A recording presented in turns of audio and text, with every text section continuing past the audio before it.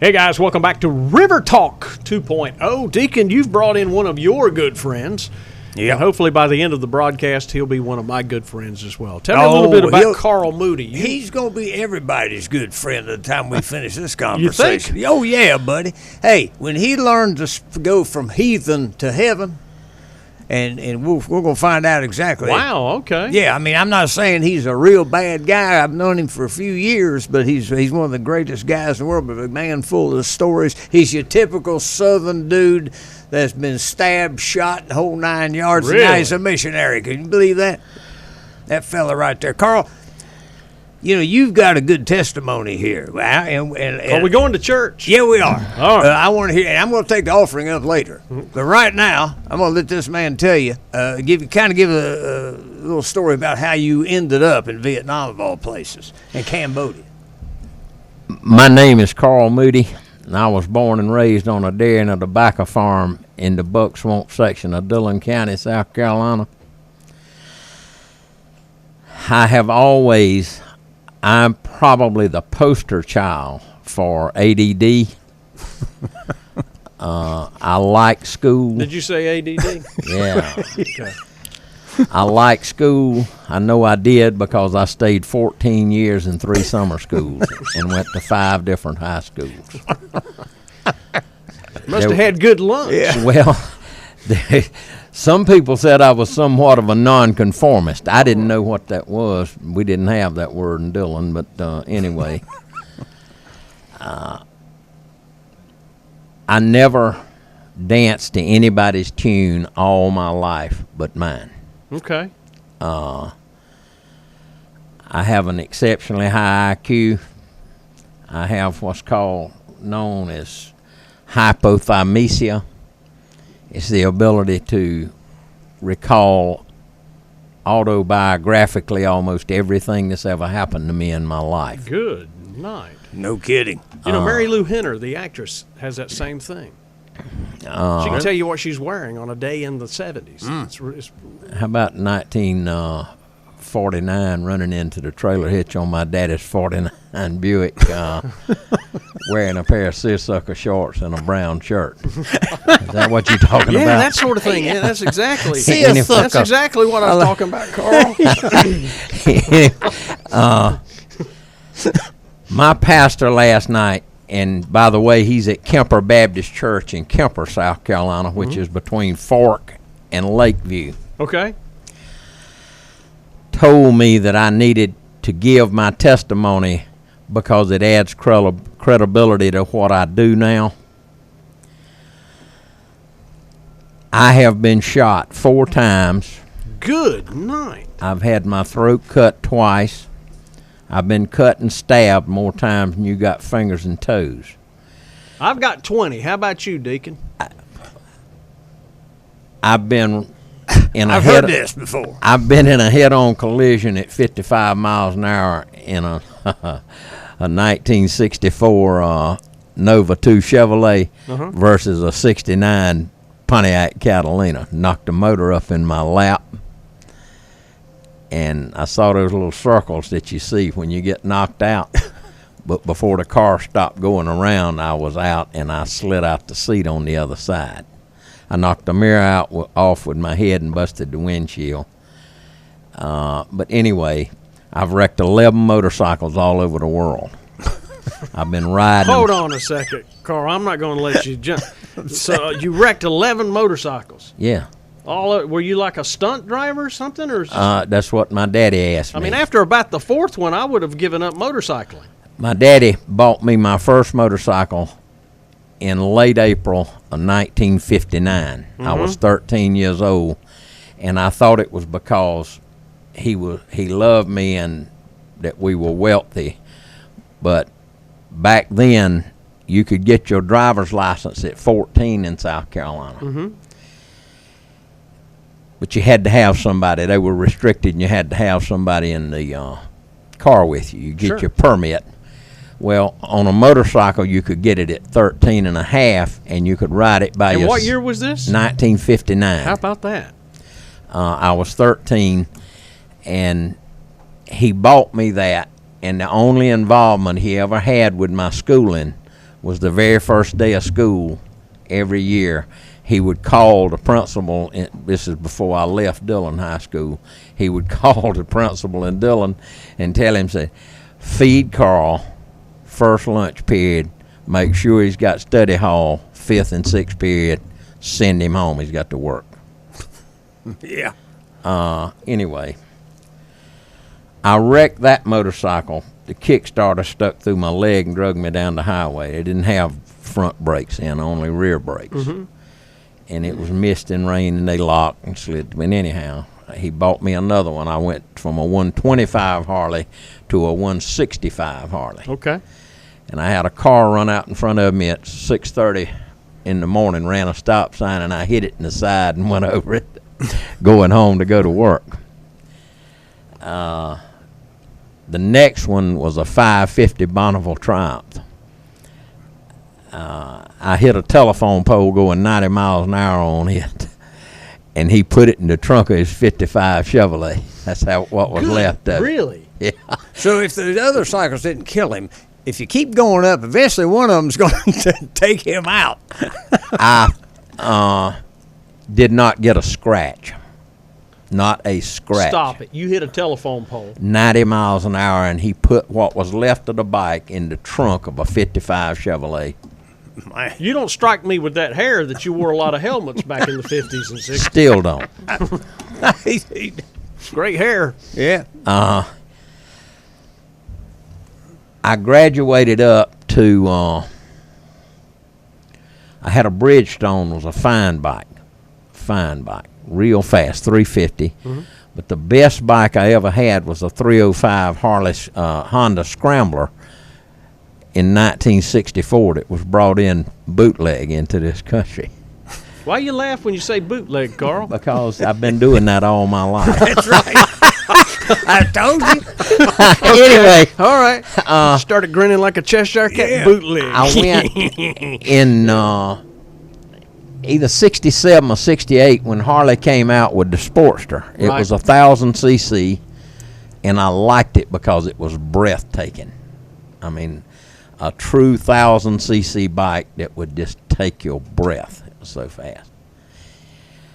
I rode Sportsters up until 2007, 1,200 XL CHs, and they had scaled them back. The bike wouldn't run but about 109, 110 miles an hour, something like that. When anyway, I moved from a Harley XL CH Sportster 1200 to a BMW Enduro on off-road.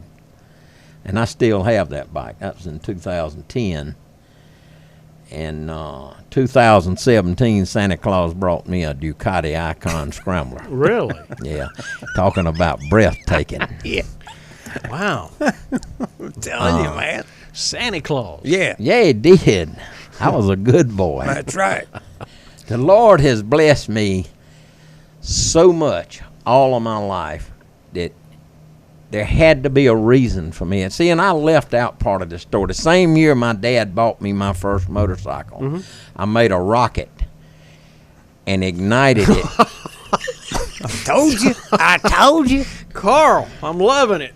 So you made a rocket. I made a rocket and it exploded. I ignited it. It didn't go off. And I was a block and a half from St. Eugene's Hospital in Dillon at my grandmother's house. There was a registered nurse sitting on the porch. I walked over to see why the rocket had not ignited and gone off. It exploded in my face, and it was made out of aluminum, and it nicked my carotid artery. And the blood, every time my heart beat, would pump like 8 or 10 feet out. Good. Wow, like a Tarantino movie. Yeah, Really. And the nurse came out, and she couldn't hold it. And there was a boy named Don Barber that lived 2 houses down. He was home from the Citadel, and he was able to stop the blood flow till they could get me to the emergency room. And they... That's more than pressure. That's where a special pinch you've got to put on. Well, that's what he did. Yeah. And anyway, they stopped the bleeding, but I had an aneurysm there. And in 60, I was the first one that they ever put Gore-Tex in the United States at the Medical University of Charleston. It's still in there. After all these years. Yeah, and they check it every year because back then nobody knew it, but Gore-Tex has a life expectancy. And I didn't know it. It's from 30 to 35 years. Okay. Well, how many years are you on that Gore-Tex scale? 660. Well, it happened in 1960. So Yeah. 50 years, 60 Yeah, years. there you go. Yeah. I'm 73. Wow. In 1970, one of the times I got shot, I had an aneurysm on the big artery behind my leg. And I was hiking, getting ready to hike the Appalachian Trail in 2000. Were you really doing that? Because a while back I heard that same thing said, and they were nowhere near the Appalachian Trail. Well, I didn't go to Brazil like your ex. Oh, okay. I got you. I got you you. talking All right, about. all right, Anyway, all right.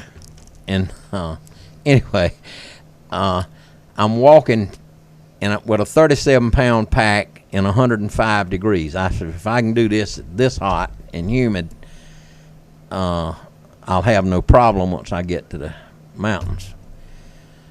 The Gore-Tex in my leg collapsed, Oh, dear. and I fell down. Well, they bypassed that bypass with a piece of cow artery. And they just cut the bypass out and put that cow artery on each end and super glued it. I told the surgeon, I said, look, I'd have paid another $15-20, got a few stitches. But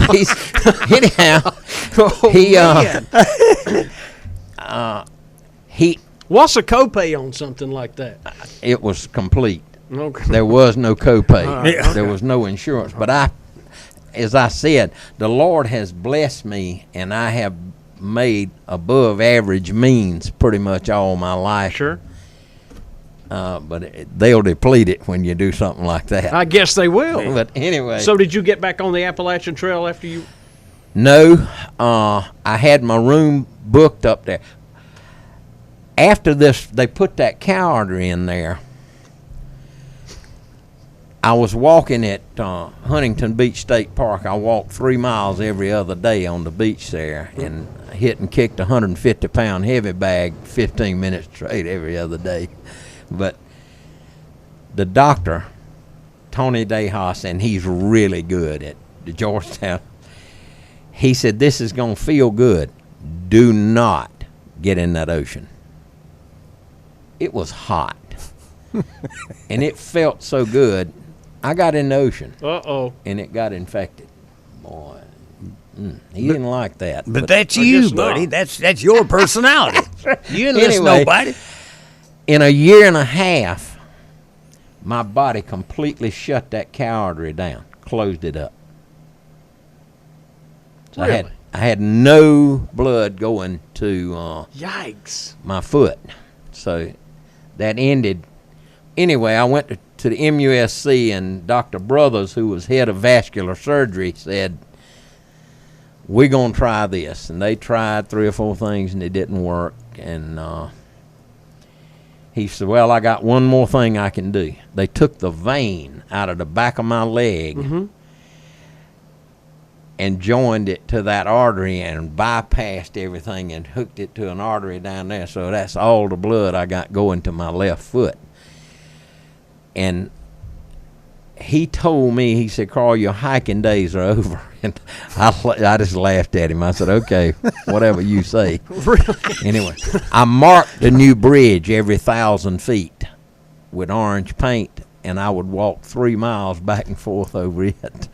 But after the first 1,000 feet, I would have to stop like 30 or 45 seconds Okay. to let the blood catch up. And then Wow. after that, I was fine to go. Anyway. Unbelievable. He's his own doctor, this guy. We're going to get him back on another broadcast. Yeah, well, yeah, we need to talk But about somehow his Jesus travel. gets in here. Oh, Can yeah. Can we squeeze a little Jesus I'm in going here in right the last now. minute? Are you going? Yeah, go Tell for me it. about Jesus in a minute or less. He can't do it. No, he can in do it. March the 3rd of 2003, the scales fell away from my eyes, and I finally saw why God had let me come through everything that I had been through.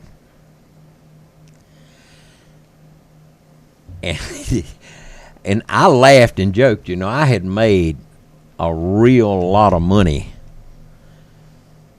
twice before. Mm-hmm.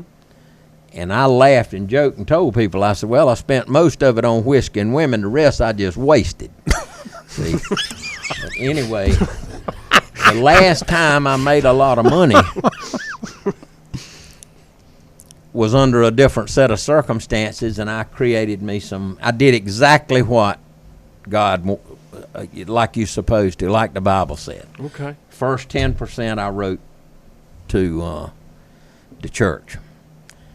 And then I spent over another 10% as love offerings and gifts and things like that. Sure. And anyway. Well, while you're pondering that thought, Jesus made a difference in your life? Absolutely. And we'll explore more of that next time you cut. Yeah. We'll get you on another broadcast. This will be the trip. Good stuff. The trip's coming up. Yeah. Yeah. All right, man. And then we'll get into the traveling apostles for Christ. Good stuff. Yeah. Good stuff. Hey, we got more good stuff right after this on River Talk.